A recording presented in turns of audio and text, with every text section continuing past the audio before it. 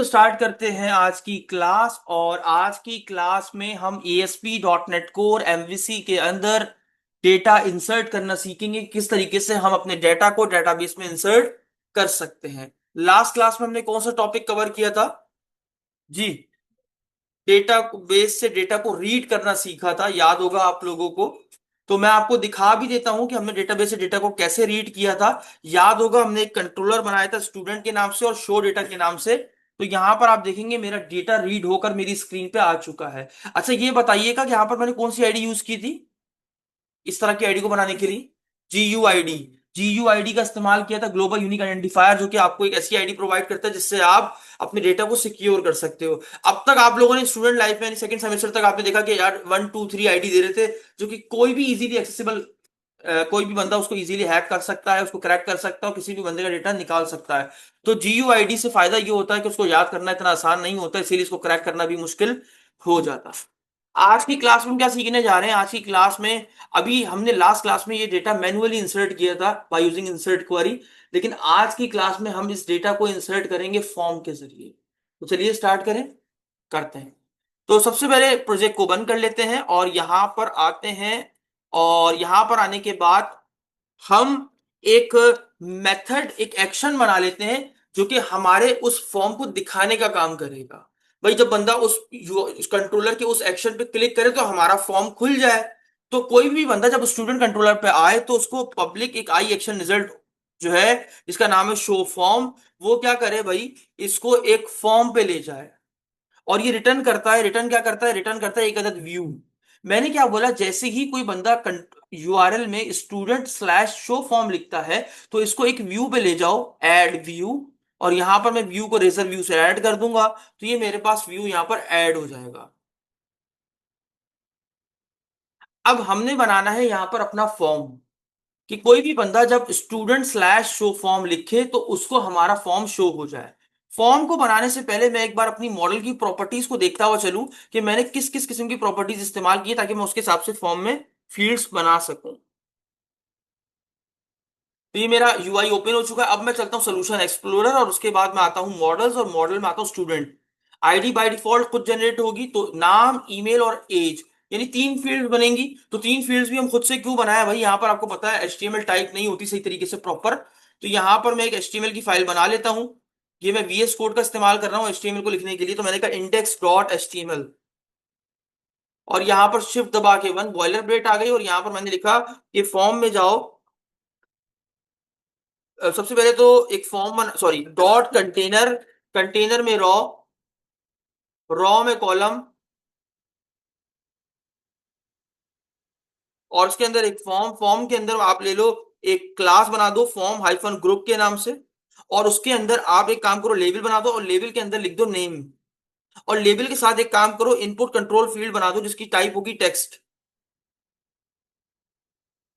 Input type होगी text. और एक काम करो, उसके अंदर इसके साथ एक क्लास भी ऐड कर दो जो कि होगी फॉर्म हाइफन कंट्रोल के नाम से।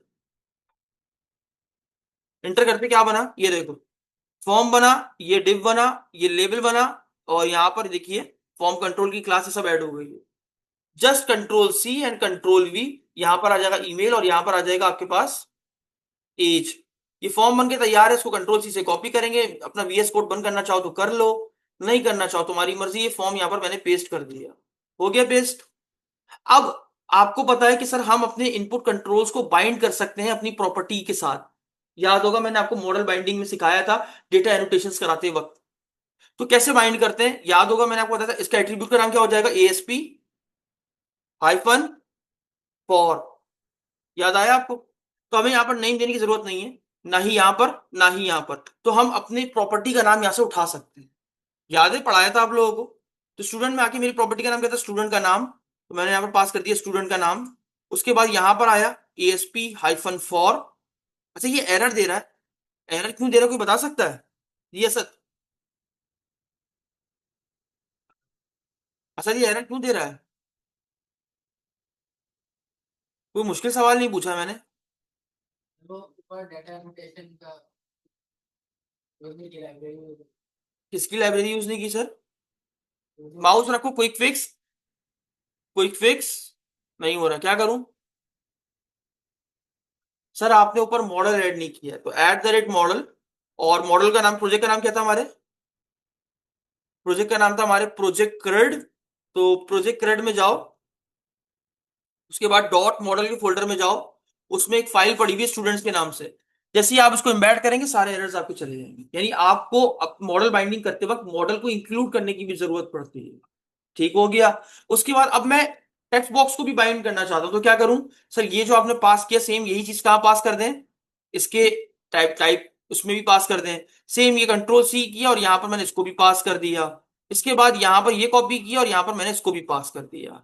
अब आपको वैलिडेशन दिखानी, तो वैलिडेशन के लिए हम क्या यूज करते हैं सर, बताया था ना, ASP-validation फॉर, जो नाम आपने यहां रखा है वो नाम आप यहां पास कर दो। That's it. और मैंने क्या बोला, रेड कलर से दिखाना, तो क्लास मैंने ऐड कर दी टेक्स्ट-डेंजर। उसके बाद सेम ये पूरा कंट्रोल सी किया कोड, यहां पर पेस्ट किया और यहां पर भी नीचे पेस्ट कर दिया। यहाँ ईमेल कर दी और यहाँ पर एज कर दी। चला के देख लेते कैसा लग रहा है, उसके बाद आगे काम करेंगे।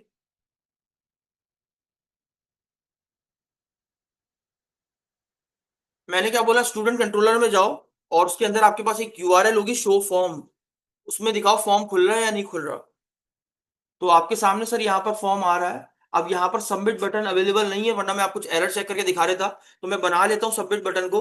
तो यहाँ पर मैंने कंट्रोल सी किया, कंट्रोल वी करके पेस्ट कर दिया, इसमें सारे लेबल वगैरह हटा दिए, और मैंने क्या कर दिया, इनपुट की टाइप होगी सबमिट। और मेरे पास यहाँ पर जो है वो वैल्यू, यानी इस बटन का नाम होगा सेव डेटा। और उसके बाद जो मैं क्लास ऐड करूंगा, बीटीएन हाइफन डेंजर वाली ऐड करूंगा। और उसके बाद हॉट रीलोड करूंगा। तो यहाँ पर बटन आ जाना चाहिए। आ गया, ये देखिए आ गया। अब थोड़ा सा नीचे कर लेता हूँ, तो नीचे करने के लिए सिंपल MT-3 या 4 का इस्तेमाल कर लीजिए आप भी। देखिए नीचे आ गया। अब हमने मॉडल बाइंडिंग कर दी, तो यानी वैलिडेशन अप्लाई हो गई होंगी। जैसे ही मैंने क्लिक किया, तो यहां पर अब देखिए एरर नहीं आया। क्यों? क्योंकि आपने वहां पर एक कोड नहीं लगा रखा कि मॉडल की स्टेट अगर वैलिड हो या ना हो वो काम कर दो। तो आइए वो भी लगा लेते हैं। अब मैंने क्या बोला, जैसे अभी देखो, अब हमने क्या बोला, जैसे ही कोई बंदा अगर स्टूडेंट में आकर शो फॉर्म खोले तो उसको ये वाला व्यू दिख जाए, यानी वो ये वाला व्यू देखना उसके लिए कोई मुश्किल वाली बात नहीं होगी। अब आप जब भी फॉर्म से डेटा को सेंड करते हैं तो मेथड कौन सा इस्तेमाल करते हैं सर आप लोग? पोस्ट। तो मैंने मेथड पोस्ट इस्तेमाल किया। मैंने बोला जैसे ही मेरा फॉर्म सबमिट हो, तो आप क्या करना, एक एक्शन है, अभी है नहीं, होगा, सेव डेटा के नाम से। तुम क्या करना, उसको सारे डेटा को कहाँ ले जाना, सेव डेटा के एक्शन पे ले जाना। अब ये यहाँ पर सेव डेटा को ढूंढेगा, जो कि है ही नहीं। तो बना लेते हैं पब्लिक भैया, आई एक्शन रिजल्ट सेव डेटा के नाम से एक इसको एक्शन मिला। अच्छा, वहां से फॉर्म, हमने डेटा फॉर्म किस मेथड पे सेंड किया है? पोस्ट। तो यहां पर आपको एट्रीब्यूट डिफाइन करना पड़ेगा क्या, कि यार HTTP यहां पर कौन सा मेथड है, ये सेव डेटा वाला सेव डेटा कौन सा मेथड है आपके पास, एक पोस्ट मेथड है। अब यहां पर जब भी डेटा आएगा, तो आपका जो डेटा आएगा वो हम एक स्टूडेंट क्लास में निकाल लेंगे, हमारे मॉडल के थ्रू निकालेंगे ना डेटा, क्योंकि वो मॉडल में बाइंड हुआ हुआ है। तो हमारे मॉडल का नाम क्या था यहाँ पर, स्टूडेंट। तो हमने यहाँ पर मॉडल का नाम किया स्टूडेंट, और उसके बाद इसको एक मैंने रेफरेंस वेरिएबल दे दिया। इसका नाम मैंने स्मॉल में क्या लिख दिया, स्टूडेंट। आप चाहो तो SD लिख दो या ST लिख दो या STU लिख दो, आपकी मर्जी, इसमें कोई एरर वाली बात नहीं है। दोबारा सुनिएगा, जैसे ही मैंने फॉर्म पे सबमिट किया, ये मेथड पोस्ट के साथ मेरे सारे डेटा को लेके किस सेक्शन पे गया, जब भी सेव डेटा पे आया होगा, तो क्योंकि सारा डेटा मॉडल में आ चुका होगा, मॉडल की एक प्रॉपर्टी में सेट, मैंने कहा था ना, मॉडल बाइंडिंग में क्या होता है, एक ऑब्जेक्ट क्रिएट होता है जिसमें आप वो मॉडल के अंदर प्रॉपर्टीज में डेटा को सारा सेट कर देता है। तो जितना भी डेटा होगा वो किसमें पड़ा हुआ होगा, STU के अंदर। अब मैंने वैलिडेशन लगानी है, अगरचे मेरे पास मॉडल की स्टेट क्या है, अगर मेरे पास मॉडल की स्टेट डॉट इज वैलिड है, तो तुम क्या कर देना, रिटर्न भैया रीडायरेक्ट टू एक्शन, एक एक्शन पे चले जाना, और वहां पर उस एक्शन का नाम होगा सक्सेस। ये बना हुआ नहीं है अभी दोस्तों, ये बना हुआ नहीं है, अभी बनाएंगे। अगर मॉडल की स्टेट वैलिड हो तो, नहीं तो आप रिटर्न कर देना, रिटर्न रिटर्न क्या कर देना, वापस व्यू को रिटर्न कर देना। और जब व्यू को रिटर्न करो तो एक काम करो, मेरा डेटा जो इसमें मॉडल में डेटा या वैलिडेशन एरर आ रहे हैं वो भी साथ में इसको दिखा देना। सेव किया, यहां पर HTTPS करके क्लिक कर दिया। अभी हमने डेटाबेस में डेटा सेव करने का कोई भी कोड नहीं किया दोस्तों, कोई भी कोड नहीं किया। अब हम सिंपल वैलिडेशन चेक कर रहे हैं कि यार अगर मैं यहाँ पर स्टूडेंट में शो डेटा कह रहा हूँ, शो फॉर्म लिखूं और मैं सबमिट मारूं, ये देखो ये एरर आ गया, क्या कह रहा है, invalid operation, the view save data was not found, the following location were searched. वो कह रहा है उसको सेव डेटा के नाम से कुछ मिल ही नहीं रहा। क्यों नहीं मिल रहा भाई, एक्शन सेव डेटा, आई एक्शन रिजल्ट सेव डेटा, इसको ये व्यू मिल ही नहीं रहा। क्या कह रहा है ये दोबारा पढ़ेंगे। Invalid operation access, the view save data was not found, the following location were search, इसने ढूंढा स्टूडेंट में, लेकिन इसको सेव डेटा का व्यू नहीं मिला, तो मैंने सेव डेटा। हाँ Edit किए। सर मैं व्यू क्यों बनाऊंगा? हाँ वो। अच्छा एक सेकेंड ना, हम क्यों बनाए सेव डेटा के नाम से अलग से क्यों बनाए, हम शो फॉर्म के नाम से बना लेते ना। शो फॉर्म, इसी को इसी इसी फॉर्म में नहीं, लेकिन इसी का मेथड क्या हो जाएगा, याद है मैंने वो कराया था पॉलीमॉर्फिज्म। तो हमने क्या किया यहाँ पर, हमने इसी नाम से इसकी व्यू को बनाया क्योंकि ये व्यू पहले से मौजूद था। हमने क्या बोला, अगर मॉडल की स्टेट वैलिड हो तो इसको कौन से एक्शन पे ले जाना, सक्सेस, जो कि भी है ही नहीं। लेकिन अगर ना हो तो वापस इसी व्यू पे लेना, वापस कौन सा view, show form. Show form यानी इसी वाले व्यू पे वापस लाना, और यहां पर हमें शो फॉर्म पास करना पड़ेगा। आइए स्टार्ट करते हैं दोबारा से। मैंने क्या बोला, अगर एरर हो तो वापस इसी व्यू पे लेके जाओ ना, किसी और व्यू पे क्यों लेके जाओगे। सही बात है। तो यहां पर मैंने आके क्या लिखा, स्टूडेंट शो डेटा कह रहा हूं, शो फॉर्म।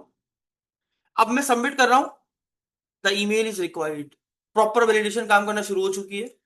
अब मैं यहाँ पर एज में हमने कुछ लगाया हुआ है क्या, नहीं, हमने सिर्फ यहाँ पर ईमेल का ही रिक्वायर्ड किया हुआ है। ठीक है। अब हम क्या चाहते हैं, एक काम करते हैं, अब हम यहाँ पर डिबगर लगाते हैं। डिबगर जिसके जरिए हम चेक करें डेटा हमारे पास आया या नहीं आया, तो हर जगह डिबगर लगा देते, लगा दिया। प्रोजेक्ट को दोबारा स्टार्ट करते हैं। अगर हमने फॉर्म सबमिट किया तो डेटा यहाँ पर एसटीयू के अंदर आना चाहिए। तो हमने यहाँ पर क्या लिखा, slash student slash show form. मैंने सबमिट मारा, डेटा यहाँ पर पुट किया, फेक फिलर के जरिए डेटा पुट हो चुका है, हो गया। अब मैंने एज में आके लिखा 12, मैंने सेव डेटा पे क्लिक किया, आओ देखो यहाँ रुका हुआ है, ये देखो यहाँ आ गया रुका हुआ है। अब मैं माउस रखता हूं, अगर डेटा आया होगा तो मिल जाएगा, माउस रखा सर, ये देखो एज 12, आईडी उसको मिल गई, ईमेल मिल गई, और ये देखिए नाम आ गया। देखा आपने, तो यहां तक हमारा डेटा आ चुका है। अब जाहिर सी बात है, मॉडल की स्टेट तो वैलिड हो गई है, नहीं हुई, आओ चेक कराऊं, अगर देखो अंदर गया तो उसका मतलब ये कि मॉडल की स्टेट वैलिड हो गई है, देखो कहाँ आ गया, इफ के ब्रैकेट के अंदर आ गया, देखो इसका मतलब ये कि मॉडल की स्टेट वैलिड। देख लो यहाँ पर, देखो आंसर क्या लिखा है, कितनी एंट्रीज मिली है इसको, और इस वैलिड ने क्या रिटर्न किया उसको, तो इफ कब चलता है, जब ट्रू हो, तो अंदर आ गया, अभी कहाँ रिटर्न करेगा इसको, सक्सेस पे। आओ देखो सक्सेस पे गया या नहीं, ये देखो आ गया। लेकिन सर आपने तो ये डेटा भी डेटाबेस पे सेव ही नहीं करवाया है, तो सेव करवाए ना, तो सेव वाला कोड कहाँ होना चाहिए, कहाँ करूं, सेव वाला कोड इसमें कहाँ लिखूं, कहाँ लिखूं इसमें, बहुत आसान सी बात है भाई। अगर तमाम एरर्स, कोई एरर्स नहीं है, तो वो वेरीफाई कहाँ हो रहा है, मॉडल की स्टेट अगर वैलिड है तो यही होगा ना सारा कुछ डेटाबेस को सेव कराने का। भाई अगर सब कुछ सही प्रॉपर तुम्हें मिल चुका है तो डेटाबेस में डेटा सेव करवा दो और कहाँ रिडायरेक्ट कर जाओ, बस खत्म। अब सेव कैसे कराएंगे, हमारे पास एक वेरिएबल था जो कि डेटाबेस डीबी कंटेक्स्ट को रेफर करता था, उसका नाम क्या था, अंडरस्कोर डेटाबेस कनेक्शन। ये माई डीबी कंटेक्स्ट को रेफर करता है। तो मैंने क्या बोला, अंडरस्कोर डेटाबेस कनेक्शन में जाओ, डॉट, हमारे पास डीबी सेट किस नाम से बना हुआ था, याद करिए रहा भाई, ये देखो कहाँ घूम रहे हो तुम लोग, ये देखो ये डीबी सेट क्या करता है, जो आपके टेबल को रिप्रेजेंट करता है डेटाबेस के अंदर, कि भाई टेबल में कौन कौन से टेबल में किस कॉलम में कौन सा डेटा जाएगा, कौन सा डेटा नहीं जाएगा। तो इसका नाम मैंने क्या रखा था, स्टूडेंट्स। अब देखिएगा, मेरे डीबी कंटेक्स की फाइल में जाओ, वहां पर स्टूडेंट नाम का प्रॉपर्टी मौजूद है, उसको जो डेटा तुम्हें मिला है उसको ऐड कर दो। ऐड कहां कर दो, डेटाबेस के अंदर। अब सारा डेटा किसमें पड़ा हुआ है आपका, एसटीयू के अंदर। तो आपने क्या बोला, मेरा जो डेटा आ रहा है उसको इस स्टूडेंट यानी इस डेटाबेस के टेबल स्टूडेंट के उस कॉलम, उसमें जो जो कॉलम है उसमें जाके क्या कर दो, ऐड कर दो। जब ऐड हो जाए तो dot underscore database connection dot, उसके बाद क्या कहते हैं ना, मेरे डेटा को सेव कर देना, सेव चेंजेस, सेव कर दिया। सेव करने के बाद कहां चले आना, सक्सेस के एक्शन पे। अब सक्सेस का एक्शन तो है ही नहीं, पब्लिक आई एक्शन रिजल्ट, और उसके बाद सक्सेस का एक्शन बना दिया, बना दिया। सक्सेस के एक्शन में क्या बोला, रिटर्न कर देना, रिटर्न क्या कर देना, बस एक व्यू को, और उस व्यू में उसको एक दिखा देना, बस क्या, कि भाई तुम्हारा डेटा सेव हो गया, एक मैसेज दिखा देना, रेजर व्यू ऐड, और यहां पर ऐड कर दिया। और यहां पर अब मैं क्या लिख दूंगा, बस 2 लाइन में, 2 लाइन की लाइन लिखी और डेटाबेस में डेटा सेव हो जाएगा, देखना अभी तुम। माई डीबी कंटेक्स में जाओ, उसमें स्टूडेंट नाम का डीबी सेट है, उसमें जाओ और ऐड कर दो। क्या ऐड कर दो? जो एसटीयू में डेटा पड़ा हुआ है, उसको ऐड कर दो और फिर उठा के डेटाबेस में सेव कर दो। अब यहां पर आने के बाद मैंने क्या मैसेज लिख दिया, खुद से लिख दिया। क्या लिख दिया? Data saved successfully. That's it. Project को चलाने की बारी आ चुकी है सर। देखते हैं कि हमारा रिकॉर्ड सेव हो पाता है या नहीं हो पाता। आइए स्टेप बाय स्टेप शुरू करेंगे स्टार्ट से। सबसे पहले मेरा कंट्रोलर का नाम क्या है? Student controller. स्टूडेंट कंट्रोलर के अंदर हमारा फॉर्म खुलने के लिए हमने कौन सा मेथड एक्शन बना रखा है? Show form. अगर स्टूडेंट कंट्रोलर में आओ, स्टूडेंट में आओ, स्लैश फॉर्म का नाम क्या है? हमारे एक्शन का नाम क्या है? Show form. तो शो फॉर्म पे जैसे ही कोई बंदा एंटर करेगा, ये क्या करेगा? Return view. उसको व्यू दिखाएगा, तो उसके व्यू में क्या दिखेगा इसको? यहां पर फॉर्म बना हुआ दिख जाएगा। एंटर किया, फॉर्म बना हुआ आ गया। इसमें मैंने डेटा पुट किया। डेटा पुट करने के बाद जैसे ही मैंने सबमिट के बटन पे क्लिक किया, मेथड कौन सा यूज हुआ? एक्शन। कहां जाना है तुम्हें? शो फॉर्म पे। अब आओ, याद रखिएगा। अब सर कंफ्यूज हो जाएगा, सर यहां तो दो दो शो फॉर्म बने हैं, किस पे जाना था? उस पे जिसका मेथड क्या था? मोस्ट। अभी अंदर आ गया। अब जो भी डेटा उसको वहां से मिला, उसने क्या किया? स्टूडेंट के अंदर जाके, स्टूडेंट क्या था? मॉडल। तो मॉडल में जाके एक एक प्रॉपर्टी में उस डेटा को सेट कर दिया। ये देखो, ये रहा। नेम में नेम को डाल दिया, ईमेल में ईमेल को डाल दिया और एज को एज में डाल दिया। सारा डेटा इन प्रॉपर्टी से पड़ा हुआ है। आगे बढ़ो। उसके बाद मॉडल की स्टेट वैलिड हो गई, यानी सब कुछ उसे सही से मिल गया। आगे बढ़ा। डीबी कंटेक्स्ट, ये डेटाबेस कनेक्शन। बेसिकली आपने अपने डीबी कंटेक्स्ट का वेरिएबल का नाम रखा, ये वेरिएबल का नाम। डीबी कंटेक्स्ट ये क्या काम करती है? आपके डेटाबेस के जितने भी ऑपरेशंस होते हैं, करंट ऑपरेशंस, उन सबको यही हैंडल करती है। तो आपने क्या बोला? मेरे डीबी कंटेक्स्ट में जाओ, वहां पर एक प्रॉपर्टी बनी हुई किसके नाम से? स्टूडेंट्स के नाम से। ये डीबी सेट क्या करता है? डीबी सेट बेसिकली आपके डेटाबेस में आपकी टेबल को रिप्रेजेंट करता है। तो ये डीबी सेट में टेबल का नाम क्या होगा? स्टूडेंट में कौन कौन सी प्रॉपर्टी पड़ी हुई है? नाम, एज, ईमेल, ये सारी प्रॉपर्टीज पड़ी हुई है। तो मैंने क्या बोला कि भैया स्टूडेंट में जाओ, ऐड कर दो। क्या ऐड कर दो? जो भी एसटीयू से डेटा है वो सारा ऐड कर दो, और जब ऐड हो जाए उसको सारा सेव कर देना। और सेव करने के बाद कौन से एक्शन पे चले जाना? एक्शन सक्सेस पे। अब जब इस पे आएगा तो ये इसको कहां लेके जाएगा? व्यू। और इस व्यू में क्या लिखा हुआ होगा? आओ चेक करते हैं ये फ्लो बन भी रहा है या नहीं। करूं? मैसेज तो आ गया है। क्या डेटाबेस में डेटा सेव हुआ होगा या नहीं, ये एक सवाल है। आइए चलते हैं। तो एसक्यूएल सर्वर ओपन कर लेते हैं।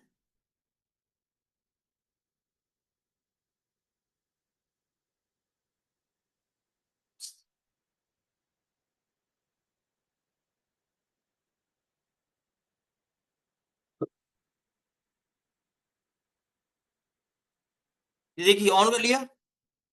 हमारा पासवर्ड था 1234। कनेक्ट किया, मैं कनेक्ट हो गया। मुझे बताइए मेरा डेटाबेस किस नाम से था? Project current. मैं आ जाता हूँ प्रोजेक्ट करंट में। ये रहा। इसमें टेबल किस नाम से बना हुआ है? स्टूडेंट्स के नाम से। ये आ गया स्टूडेंट्स के नाम से। आइए इसको चला के देखते हैं। तो एसक्यूएल में कोई भी क्वेरी चलानी हो तो सबसे पहले उस डेटाबेस को यूज करना पड़ता है। तो यूज करो किसको?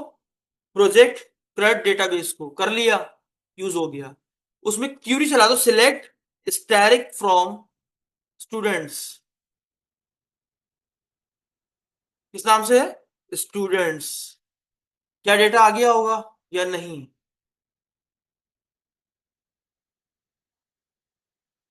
आया कि नहीं आया? मुझे तो नहीं लग रहा है। आया क्या? हाँ। 11वां रिकॉर्ड कैसे आ गया फिर? हमने तो 10 रिकॉर्ड इंसर्ट किए थे लास्ट क्लास में। 10 किए थे, 11 किए थे? 10 किए थे ना? एक काम करते हैं सर, मुझे भी यकीन नहीं हो रहा। तो हम क्या करते हैं, वापस शो फॉर्म पे जाते हैं और एक प्रॉपर डेटा डालते हैं भाई। ओलिग बुयुद, याद रखना, ठीक है? एज है 26 साल, याद रखना, ठीक है? Save data. आया क्या? कहाँ है? ये रहा। ये देखो। तो सिंपली आपका रिकॉर्ड इंसर्ट हो गया। बात समझ में आई? कोई मुश्किल है? एक बार ओवरव्यू कर लें ताकि आपको फिर से समझ में आ जाए। ये देखिए, सबसे पहले हमने क्या किया? हमने एक एक्शन बना। इसको एक्शन बोलो या मेथड बोलो, तुम्हारी जबान में जो समझना चाहो तुम समझ लो। जो लोग लारावेल से यूजर हैं उन्हें पता होगा इसे हम मेथड बोलते हैं, लेकिन यहां पर इसे एक्शन बोला है। आपने, अच्छा, ये क्या है? आई एक्शन रिजल्ट क्या है? एक इंटरफेस टाइप है जो कि क्या रिटर्न करती है? View return. मैंने क्या बोला? अच्छा, ये पब्लिक क्यों बनाया है?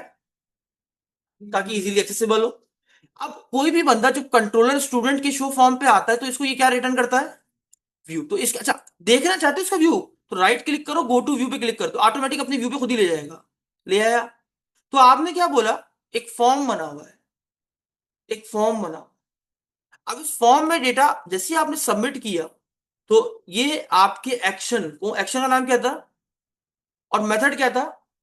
अच्छा एक बच्चों का सवाल हो सकता है, सर आपने सेम नाम से मेथड कैसे बना दिया। यार आप शायद ऊप नहीं पढ़कर आए हो, अगर आप ये सवाल करते हो, मैं लास्ट क्लास में बता चुका हूं। ऊप में पॉलीमॉर्फिज्म एक ऐसा कॉन्सेप्ट है जिसमें मेथड ओवरलोडिंग के जरिए आप एक ही क्लास में सेम नाम से मेथड बना सकते हो लेकिन डिफरेंट सिग्नेचर से।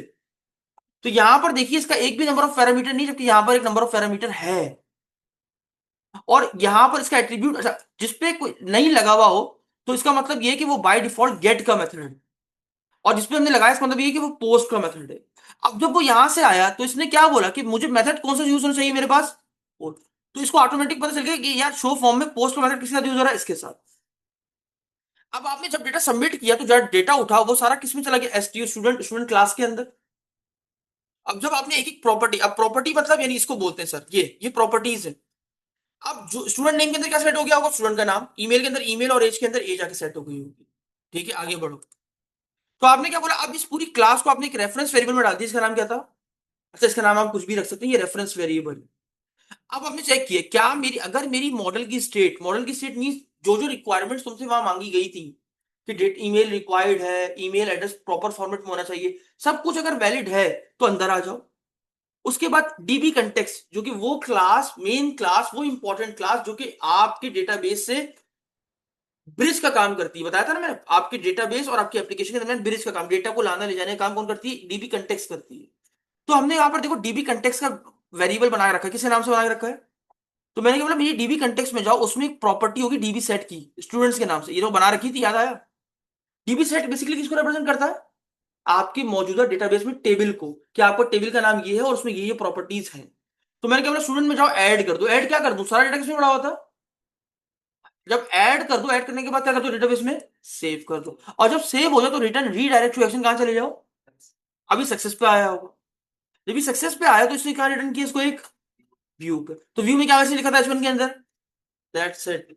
तो इस तरीके से आप सिंपली अपने डेटा को डेटाबेस में सेव कर सकते हैं। तो आई होप आपको डॉट नेट कोर एमवीसी में किस तरीके से हम रिकॉर्ड इंसर्ट कर सकते हैं ये आपको समझ में आ गया होगा। तो मिलते हैं नेक्स्ट क्लास में एक नए टॉपिक के साथ, तब तक के लिए इजाजत दीजिए। अल्लाह हाफिज।